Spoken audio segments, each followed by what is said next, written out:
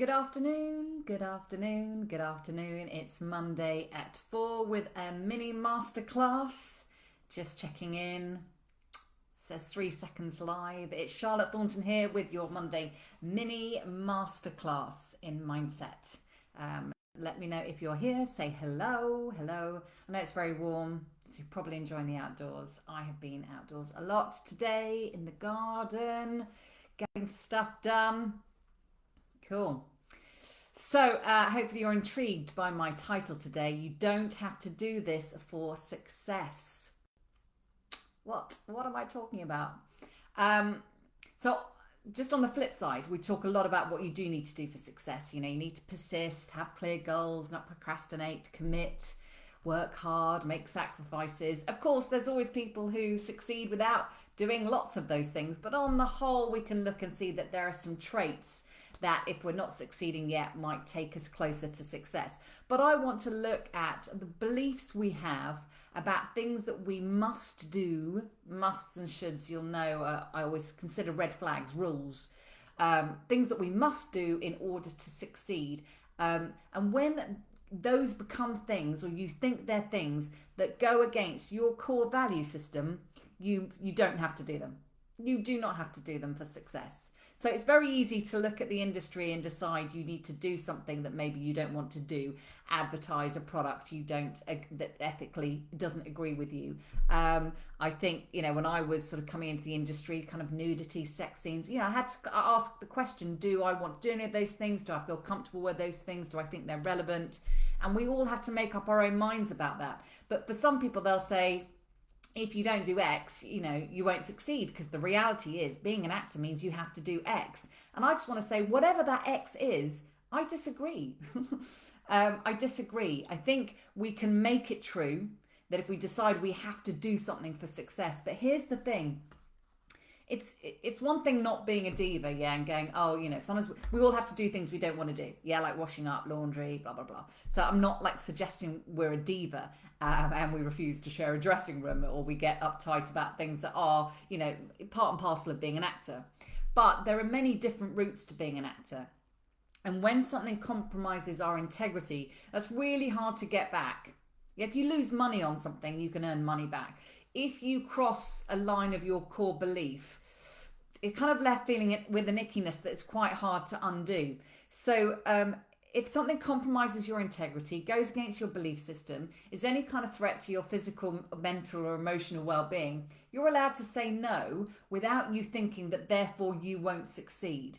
Because sometimes we're being asked to be courageous and stand in our sovereignty and stand in what we believe to be right for us. Because there's so many people that want to tell you what's required in this industry and what the reality is. The reality is, can't see when I'm doing quotation marks. The reality is, you have to do X. It's just a given. All actors have to do X. And I just think for the actors that say that, that is their reality. Because if you decide that's true, that becomes true for you. But, if we take, for example, nudity, and I don't even know if this is true, but I'm sure it's in Julia Roberts' contract that she wouldn't do any nudity, and she would have doubles if it was going to be any nudity, didn't really hold her back.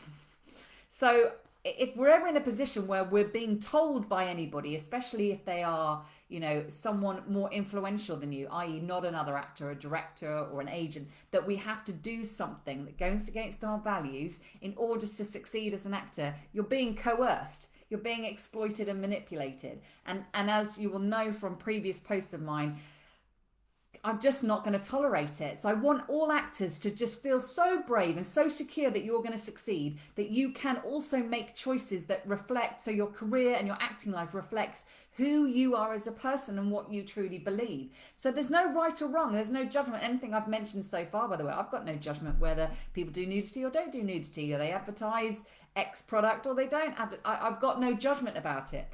It's absolutely individual, personal choice.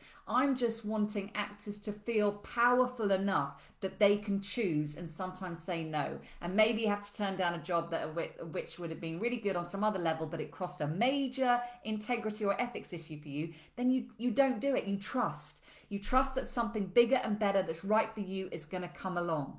Otherwise, we're making fear-based decisions. And I will have talked about this before because it's, to me, one of our guiding things is our intuition. And when we make fear-based decisions, they're usually always wrong.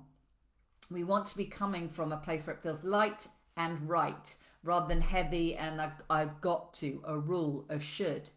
Yeah?